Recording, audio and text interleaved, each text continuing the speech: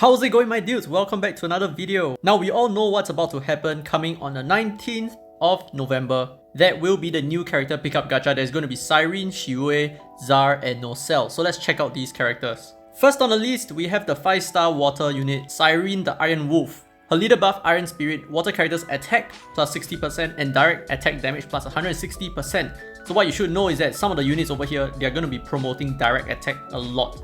So here's a skill Wolf Stinger facing nearest enemy, fire multiple missiles and deal water damage to surroundings. Grant water characters attack buff plus 100% for 15 seconds. It has a relatively low skill cost of 480 and I think that this is going to be an excellent attack buffer for your water team. Ability number 1, own attack plus 20%, party members attack buff duration plus 15%. Ability number 2, while self has attack buff, party members attack plus 20% and direct attack damage plus 20%. Ability number 3, as a main, while own HP is at or above 50%, water characters direct attack damage plus 70%, while own HP is at or above 80%, own direct attack damage plus 150%. So as long as you're above 80% HP, you're gonna grant everyone in your team a 70% direct attack damage and yourself 150% direct attack damage. So she herself gets 220% direct attack damage. Now this is interesting. I don't really know how strong direct attacks are, but I know in JP the direct attacks can go up to millions of damage, which is, you know, small amount of damage. Okay, but I think I should clarify that was a joke, okay? I think someone is not gonna get it. Okay, but regardless, I'm not so sure how soon direct attack is gonna be a thing, so this banner is gonna be heavy on direct attack damage. But in terms of usability for the current lineup that we already have, it might be a little bit difficult to incorporate her into your current team. I mean, yeah, you can use her as an attack buffer, that's fine. She naturally already grants everyone 40% attack buff, and on top of her skill itself, that's 140%. So we will have to see about this. Next up, we have Shiue. She's going to be a tremendous super power combo booster. So she is a 5-star wind type, and here's a leader buff, Love of the Open Skies. Wind characters attack plus 80% and HP plus 20%. You're not going to be using her as a leader that much. Skill, Sealfit Temper, Summon spirits in front and create wind tempers with them. Damn, the English here is amazing. Deal wind damage 18 times to areas around self. Damage scales with combo count. Grant allies float buff for 12 seconds. 12 seconds is a long time for a float. It has a decent skill cost of 480. So let's take a look at abilities. While allies have float buff, wind characters direct attack damage plus 50%, direct attack again. All party members float buff duration plus 10%. This is going to be quite good, especially for permanent floating. This will be a thing next time for Wind Celti teams, right? Combo skill damage teams, which incorporates Celti a lot. In the future, you're going to see a lot of characters just floating endlessly, right? And Shiue is going to be very important for that.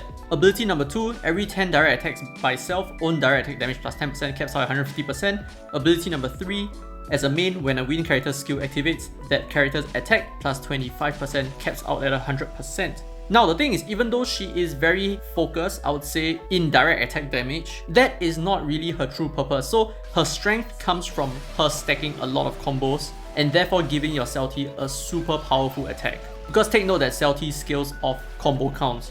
So this character is going to be very essential if you want to build Celti right. This will be a must-have in a Celti team. And now let's move on to the next character. We have Zaar, 4-star water attribute. Leader buff, the Deep Seas Principle. Water character skill damage plus 80% and damage dealt to enemies with poison debuff plus 15%. Okay, this looks really powerful, right? But do take note that this is in JP, so a lot of these stuff could be already buffed a lot in JP itself. Skill, Zaar Medicine. Facing the nearest enemy, shoot a beam of liquid made from his own special poison, okay?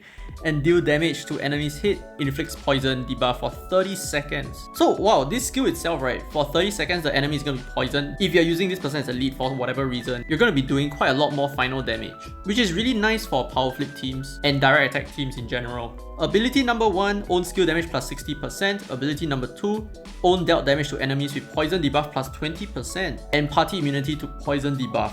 Ability number 3, as a main, water characters dealt damage to enemies with poison debuff plus 20%. Wow, this character is going to be so good with Suizhen. Okay, not the current Suizhen, but the future Suizhen. So let me show you what the future Suizhen is going to look like. Now you can refer to this over here for the current Suizhen who is totally crap. But you can take a look over here for the new Suizhen that's about to come. Okay, so if you take a look at the abilities, I'm just going to go through really quickly. Okay, ability number 1, own HP plus 20%, no big deal. Ability number 2, water carriers attack against enemies with poison debuff plus 50%. Ability number 3, as a main, water characters dealt damage to enemies with poison debuff plus 25%. And let's look at their mana board number 2, right? Ability number 4, water characters damage taken from enemies with poison debuff, okay, minus 5%, whatever. Ability number 5, water characters direct attack damage to enemies with poison debuff plus 30%. And ability number 6, water characters dealt damage to enemies with poison debuff plus 7.5%. As you can see, there is a lot of poison stacking, and this is the time when poison is going to be very powerful. So now that we are back at Zaar once again, we can tell that this is going to be very essential in the future to come, where water is going to be very focused towards dealing more damage to poison enemies. So this character has a lot of potential in the future, just not right now.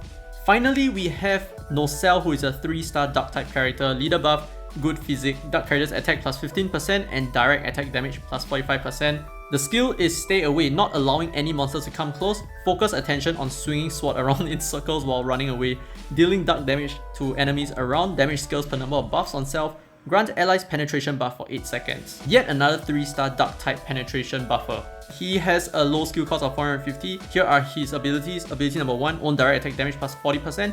Ability number 2, every 20 direct attacks, own attack plus 4%, caps out at 120%. Ability number 3, as a main, every 10 times self receives damage, own all elemental resistance plus 10%. This is nice, this is actually really good. Caps out at 60%. I'm sure there will be some way to abuse his ability number 3 to make him a super tank for, I guess, a lot of content. But in terms of his kit alone, it seems a little bit jumbled. There is a little bit of direct attack damage, tankiness, there is a little bit of penetration buff, there's a little bit of damage scaling based on number of buffs on yourself. Seems a bit complicated.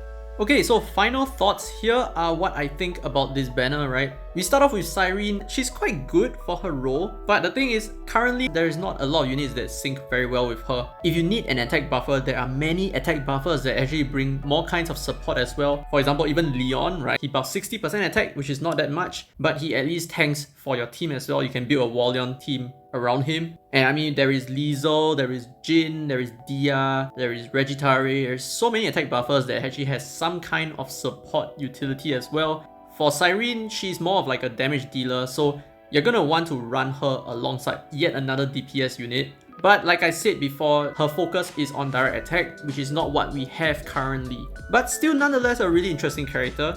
And next, of course, we have Shiue. This is gonna be probably the main unit in this banner, because if you're gonna be focusing on a Celti skill damage combo team, which is gonna be super powerful, this is a must-have character. And at least there is something for you to work towards, because you already have a Celti, right? Or at least we already have Celti in the banner.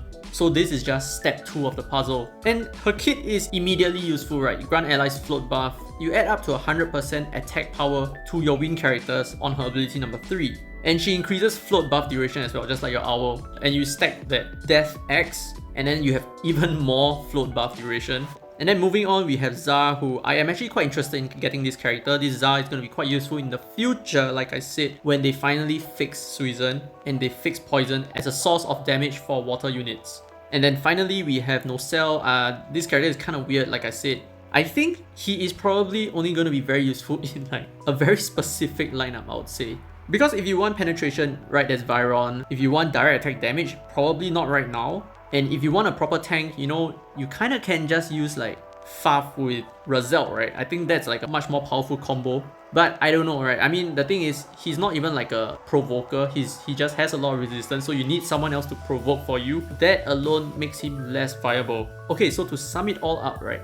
I think this banner is pretty good. I think Shiue is a really good pull, and I think Sirene is kind of interesting to have. But other than that, this banner is gonna be put on hold for me. I'm not gonna summon on this banner as well, because you literally don't need all these units right now, right? You only need these units when all the other units are released, and they are not released and they are not updated so far.